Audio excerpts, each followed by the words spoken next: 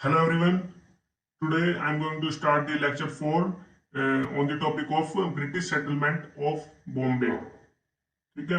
और अगर आपने हमारी लास्ट वीडियोस नहीं देखी है तो सबसे पहले उनको जाकर देखिए, तभी जाकर हमारी इस वीडियो को देखिए, क्योंकि अगर आप सीरीज वाइज हमारी सभी वीडियोस देखेंगे तो आपको अच्छे से सभी टॉपिक क्लियर होंगे। ओके, तो चलिए आज का हम टॉपिक स्टार्ट करते हैं। British settlement of Bombay 1668 to 1728। Okay, तो चलिए शुरू करते हैं। सबसे पहले हम इसके बैकग्राउंड को देखते हैं। इसके बैकग्राउंड में इसमें क्या कहा गया है। The island of Bombay, which was under the rule of Gujarat King Sultan, was transferred under the control of Portuguese in 1534।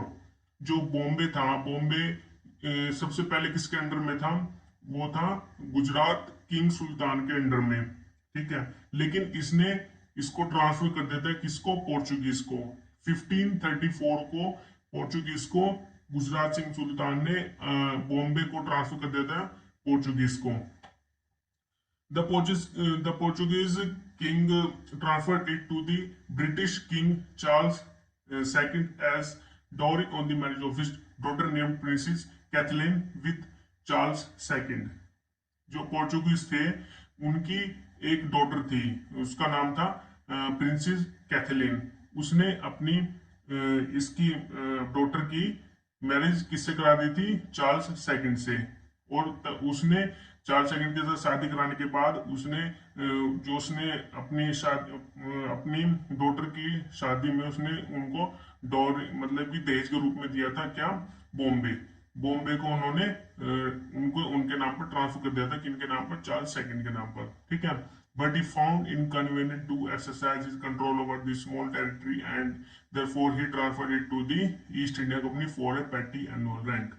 Okay, तो उन्होंने फिर चार्ल्स सेकंड ने अपनी जो टेरिटरी थी बॉम्बे की वो ट्रांसफर कर दी थी किसको?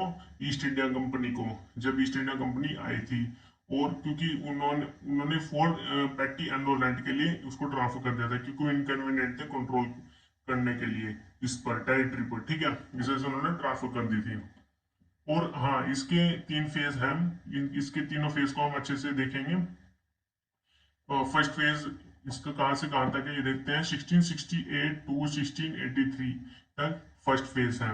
ये आपको ध्यान रखना है। इनके फेज के जो यहाँ पर डेट है, इनके ईयर्स है, इनको आप अच्छे से रीड करेंगे।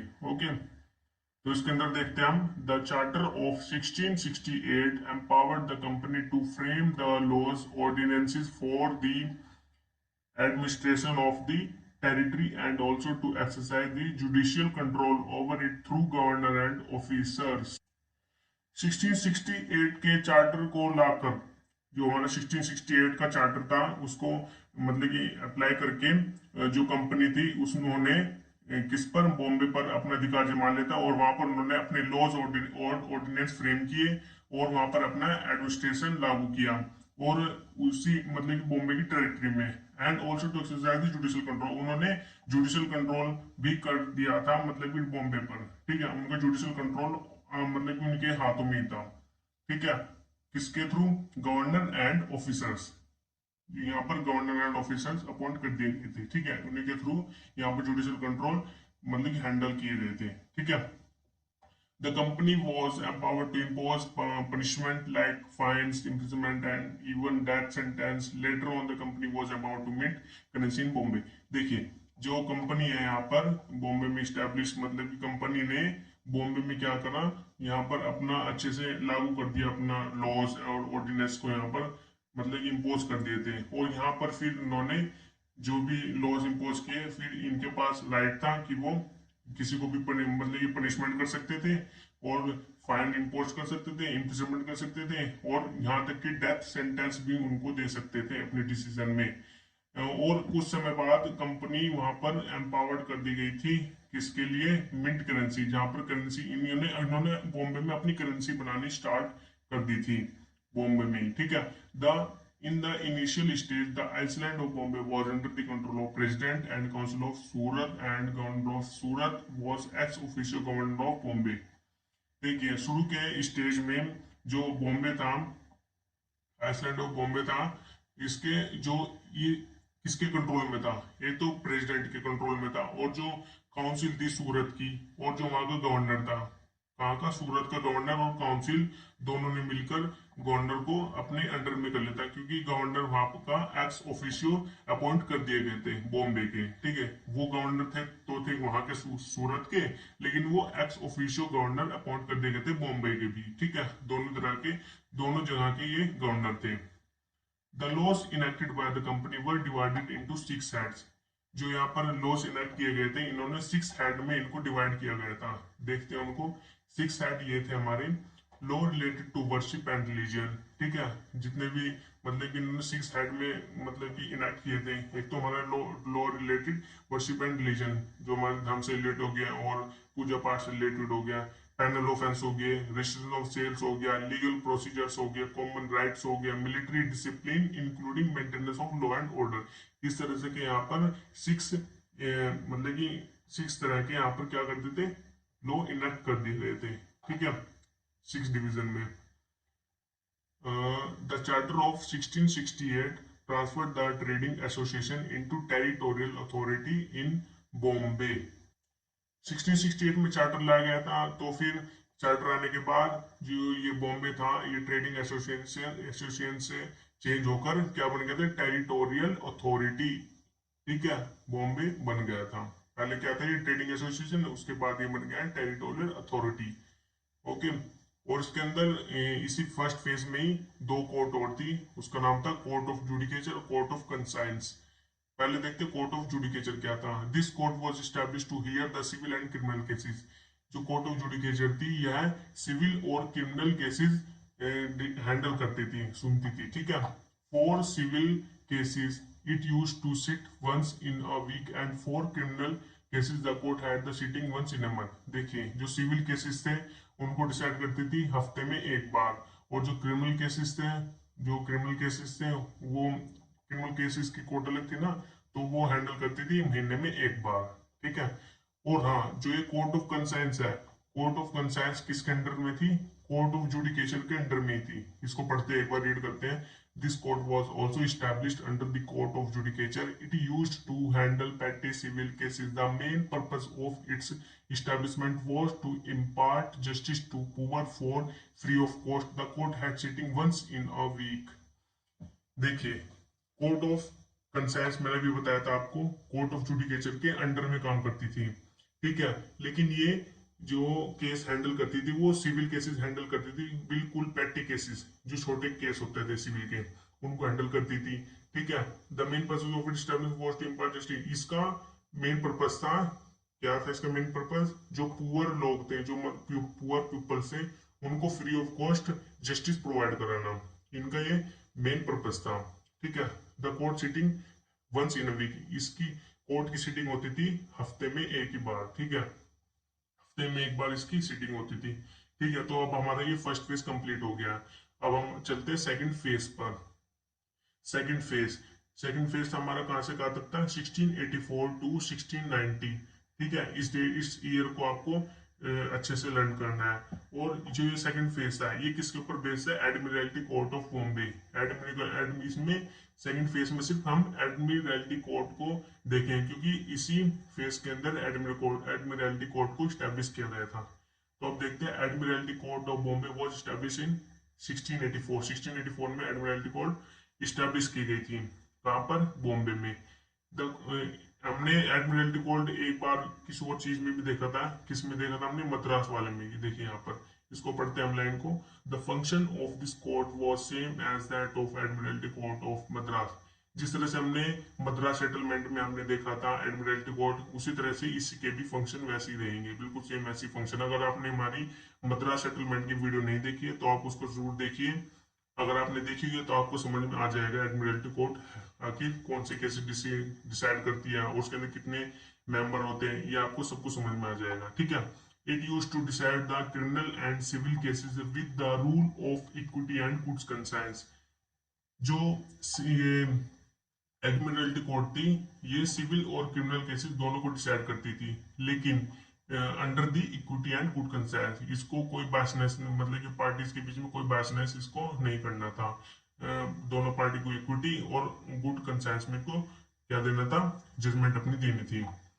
Doctor John was appointed as the president and जज ऑफ दिस कोर्ट।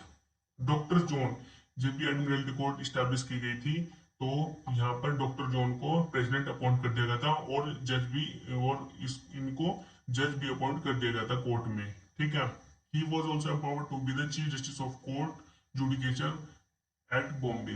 देखिए हमने अभी ऊपर कोर्ट ऑफ जुडिकेचर अभी हमने रीड किया था ना, अभी पढ़ा था, तो उसमें इनको चीफ जस्टिस अपॉइंट कर दिया गया था, इनको डॉक्टर जॉन को, ठीक है। तो ये हमारा सेकंड फेज था, ये सेकंड फेज हमारा कंप्लीट हो गया। तो अब हम चलते हैं थर्ड फेज पर। थर्ड फेज हमारा कहां से कहां तक था, 1782, 1718 टू 1726, ये हमारा थर्ड फेज है। तो हम थर्ड फेज में देखते हैं आखिर है क्या इसमें। After a gap of 13 years, देखिए the English judicial system of Bombay received the court of judicial. देखिए यहाँ पर ये थर्ड फेज कब स्टार्ट हुई, 30 years के बाद स्टार्ट हो। अभी हमने सेकंड फेज पढ़ा था ना, यहाँ पर सेकंड फेज कहाँ से 1690 में खत्म हो जाता हमारा, तो ये लगभग लगभग 18 30 years ही मान लीजिए, ठीक है, क्योंकि यहाँ पर 30 years से मैंने यहाँ पर लिख दिया था, ठीक है। The English judicial system of Bombay received the court of judicature in 1718। देखिए जो हमारे थर्ड फेस है ये कोर्ट ऑफ जुडिकेचर के ऊपर ही बेस है, क्योंकि इसमें कुछ चेंजेस किए गए थे कोर्ट ऑफ जुडिकेचर में। कब किए गए थे, 1718 में इसमें कुछ रिफॉर्म्स किए गए थे, ठीक है, उनको हम देखेंगे। The court of judicature 1718, the court consisted of one chief justice and 9 other जजेस। देखिए 1718 में कोर्ट ऑफ जुडिकेचर में वन चीफ जस्टिस अपॉइंट किया गया था और 9 other जजेस इसमें अपॉइंट किए गए थे, but of which 4 were Indians representing Hindus, Mohammedans, Parsis, Portuguese and Christians. लेकिन इन 9 जजेस में से 4 जजेस हमारे इंडियंस के होते थे जो रिप्रेजेंट करते थे हिंदू, मोमडन, पारसीज, पोर्चुगीज एंड क्रिश्चियंस को, ठीक है, जैसे कि इक्विटी बने रहे। द हाउएवर द इंडियन जजेस वर not given the equal status as that of English judge and they were called as black judges। देखिए जो हमारे इंडियन जजेस में थे और इसमें इनको कोई इक्वल स्टेटस नहीं दिया गया था, मतलब कि किसके इक्वल स्टेटस, इंग्लिश जजेस के इक्वल इनको नहीं रखा गया था। इनको किस नाम से जाना जाता था, ब्लैक जजेस के नाम से। जो इंडियन जजेस होते थे उनको ब्लैक जजेस के नाम से जाना जाता था। The court was to decide the civil and criminal cases with the notion of equity, justice and good conscience and with the help of rule made by the government। देखिए यह कोर्ट कोई भी अगर सिविल केस या फिर criminal case decide करती थी तो उसको किसके अंडर को किसके नोशन में करना पड़ता था, उसको equity, justice and good conscience में उसको डिसीजन देना होता था with the help of made by the government. जो भी गवर्नमेंट के रूल्स थे उनके अकॉर्डिंग ही उनको चलना था और उनके हेल्प से वो डिसीजन देते थे। The court had its sitting once in a week. देखिए इनकी सीटिंग हफ्ते में एक बार होनी थी, ठीक है, इस कोर्ट की। अभी हमने पहले भी पढ़ा था उसमें हफ्ते में एक बार नहीं थी, किसी किसी में मतलब क्रिमिनल में थी महीने में, मंथ में एक बार, लेकिन अब हो गई थी हफ्ते में एक बार सीटिंग करनी ही थी इनको कोर्ट की फॉर डिसाइडिंग द केसेस, ठीक है। The appeal from this court lay to the court of governor and council.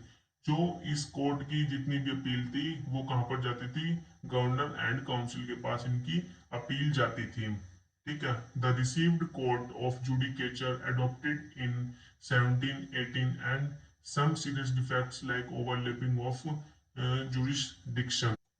देखिए 1718 में तो कोर्ट ऑफ जुडिकेशन को अडॉप्ट कर ही लिया था, लेकिन इसमें कुछ चेंजेस भी किए थे ना, कुछ चेंजेस इसमें किए थे, लेकिन इसमें कुछ डिफेक्ट भी थे, सीरियस डिफेक्ट भी थे, ठीक है, उनको हम आगे पढ़ेंगे, उनके अंदर चेंजेस भी किया था। Okay, the revived court established in 1718 continued till 1728 when it was replaced by mayor's court। जो हमारी कोर्ट ऑफ जुडिकेचर थी, कोर्ट थी, वो हमारे 1718 से लेकर के 1728 तक चली थी, लेकिन उसके बाद में इसकी जगह पर क्या आ गया था, मेयर्स कोर्ट आ गई थी। मेयर्स कोड कब आई थी? 1726 में स्टैब्लिश की गई थी। इसको हम हमारा नेक्स्ट लेक्चर शायद मेयर्स कोड पे मैं आपको प्रोवाइड कराऊंगा, ठीक है? उसको आप देखना ना भूलिए, और उसको जरूर देखिए। हमारा मेयर्स कोड का टॉपिक बहुत इंपॉर्टेंट है, उसको आप जरूर देखना।